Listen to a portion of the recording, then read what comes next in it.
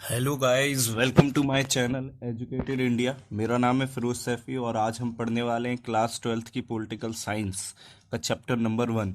देखिए, इससे पहले हमने इस पर एक वीडियो, दो वीडियो हमने इस पे बना दी हैं और जिसने भी वो वीडियो नहीं देखी है तो पहले जाके वो वीडियो देख ले, देन उसके बाद इस वीडियो को कंटिन्यू करें। तो चलिए शुरू करते हैं। तो गाइज, आज हम इस वीडियो में डिस्कशन करेंगे वारसा पैक्ट क्या है, मींस वारसा संधि क्या है, यानी कि ये वारसा संधि क्यों बनाई गई थी और इसके क्या उद्देश्य थे। तो देखिए, वारसा संधि जो थी वो नाटो जो है, ठीक है, उसको टक्कर देने के लिए सोवियत संघ ने 1955 में इसका निर्माण किया था, जिसका मकसद था यानी उद्देश्य था कि नाटो में जितने भी देश शामिल है उन सब का मुकाबला करना। तो गाइज, आपको बस बेसिक याद रखना है। और ये सोवियत संघ के द्वारा बनाई गई थी, 1955 में बनाई गई थी, वारसा संधि कहते हैं इसे, ठीक है। ये चीज़ें आपको याद रखनी है। चलिए अगले टॉपिक पर बढ़ते हैं। अगला हमारा जो टॉपिक है वो है 1960 के दशक में दोनों महाशक्ति मीन्स यूएसएसआर और यूएसए ने किन संधियों पर हस्ताक्षर किए। तो पहला है परमाणु परीक्षण प्रतिबंध संधि, दूसरा है अप्रसार संधि और तीसरा है परमाणु परीक्षपात परिसीमन संधि यानी एनपीटी। ये आपको बहुत याद रखनी है, ठीक है, परमाणु अप्रसार संधि। बाकी ऊपर वाले आपको याद रहे ना रहे, लेकिन ये जो सेकंड नंबर पर है परमाणु अप्रसार संधि, इसको आपको याद रखना है क्योंकि आगे इस पर हम डिस्कशन करेंगे। चलिए तो अगले टॉपिक पर बढ़ते हैं। अगला टॉपिक है हमारा शीत युद्ध के दायरे। मीन्स शीत युद्ध के क्या दायरे थे। दायरे मतलब कुछ ऐसी परिस्थितियां बनी जहां पर हम देखेंगे कि थर्ड वर्ल्ड वॉर हो जाता लेकिन किन्हीं कारणों की वजह से नहीं हो पाया। तो जब हम शीत युद्ध के दायरों की बात करते हैं तो हमारा अर्थ ऐसे क्षेत्रों से होता है जहां विरोधी खेमे यानी सोवियत संघ और अमेरिका के बीच संकट के अवसर आए, युद्ध भी हुए, लेकिन कई जगहों पे युद्ध की संभावनाएं बनी लेकिन बात एक हद से ज्यादा नहीं बढ़ी। समझ में आ रहा है? तो इस स्थिति को हम कहते हैं शीत युद्ध के दायरे। अब देखिए, कोरिया, वियतनाम और अफगानिस्तान जैसे क्षेत्रों में बहुत ज़्यादा जनहानि हुई। शीत युद्ध के दौरान खूनी लड़ाइयाँ भी हमको देखने के लिए मिलती हैं और यह जो संकट है वो तीसरे विश्व युद्ध का रूप नहीं ले पाया, इसलिए हम इसे शीत युद्ध का दायरा भी कहते हैं।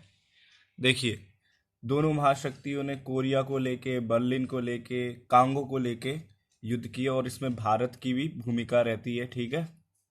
इंडिया की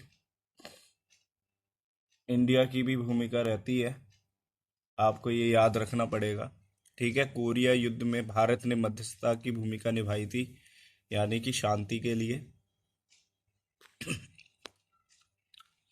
तथा अन्य जगहों पर सीधे सीधे मुठभेड़ की स्थिति भी आ चुकी थी, लेकिन तीसरा विश्व युद्ध नहीं हुआ। कुल मिला के तीसरा विश्व युद्ध नहीं हुआ, शीत युद्ध के दायरे कहलाए।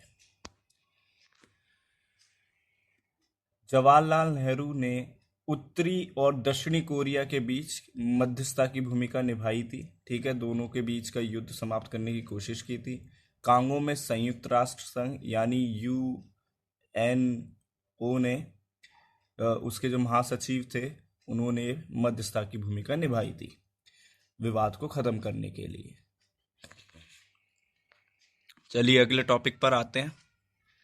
दो ध्रुवीयता को चुनौती, गुट निरपेक्षता, यानी कि इसको हम कहते हैं इंग्लिश में नाम, फुल फॉर्म है नॉन एलिगेंट मूवमेंट, ठीक है।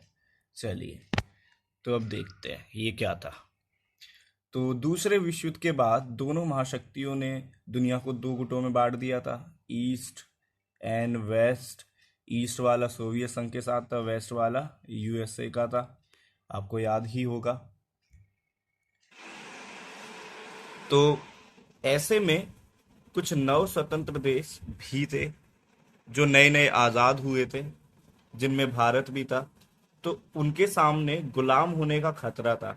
अगर वो सोवियत संघ के खेमे में जाते या अमेरिका के खेमे में जाते तो शायद फिर से गुलाम हो जाते। तो इस परिस्थिति में कुछ देशों ने ना तो वो अमेरिका के गुट में गए और ना ही वो सोवियत संघ के गुट में गए। उन्होंने अपना एक नया गुट बनाया जिसको नाम दिया गया गुट निरपेक्ष आंदोलन। ठीक है। अब इसका निर्माण किसने किया था वो आपको यहाँ पे यहाँ पर आप देख सकते हैं। यह है गुट निरपेक्ष आंदोलन का सिंबल। ठीक है। इसकी स्थापना, आंदोलन की नींव जो है वो 1955 में बांडुंग सम्मेलन के द्वारा हुई थी। ठीक है। चलिए आगे बढ़ते हैं। ये देख रहे हैं आप, ये जो व्यक्ति दिख रहे हैं ये थे गुट निरपेक्ष आंदोलन के संस्थापक। Jawaharlal Nehru, Sukarno, Joseph Broz Tito, Gamal Abdel Nasser और वामे इनक्रूमा। 1961 में बेलग्रेड सम्मेलन होता है। ठीक है। वहां पर इसकी मतलब स्थापना कर दी जाती है नॉन एलिगेंट मूवमेंट की। ठीक है। चलिए आगे बढ़ते हैं। अगर आप और डिटेल से देखें तो ये जो कंट्री दिख रही है आपको, ये ये और ये सारी, ये सब नॉन एलिगेंट मूवमेंट यानी नाम के सदस्य हैं। ठीक है। यानी गुटनिरपेक्ष आंदोलन के। तो ये ज्यादातर वही कंट्री हैं जो अंग्रेजों की गुलाम थी या अमेरिका की गुलाम थी। ठीक है। चलिए, गुटनिरपेक्ष आंदोलन के संस्थापक नेताओं की अगर हम बात करें तो यूगोस्लाविया से जोसेफ ब्रेस टीटो, भारत से पंडित जवाहरलाल नेहरू, मिस्र से गमाल अब्दुल नासिर खान और इंडोनेशिया से सुकर्णो और घाना से वामे इनक्रूमा। तो आपको ये नाम ज़रूर याद रखने हैं। ये वाला जो टॉपिक है ये आपका सेकंड बुक में भी हम देखेंगे। जब भारत की विदेश नीति पढ़ेंगे तो वहाँ पर ये आएगा, तो इसको आपको बहुत ध्यान से समझना है। चलिए अगले टॉपिक पर आते हैं। तो गुटनिरपेक्ष आंदोलन का पहला सम्मेलन 1961 में होता है। ठीक है। बेलग्रेड में होता है। 25 सदस्य होते हैं उस टाइम पर। और फिर जब इसका 14वां सम्मेलन होता है, 14 सम्मेलन होता है, तो 2006 में क्यूबा में होता है, हवाना में। ठीक है। और तब 116 देश और 15 पर्यवेक्षक देश होते हैं। चलिए, यह है गुटनिरपेक्ष आंदोलन के संस्थापक नेता। यह है नेहरू जी, ये है वामे इनक्रूमा, ये है गमाल अब्दुल नासिर खान, ये है डॉक्टर सुकर्णो और ये है जोसेफ ब्रेस टीटो।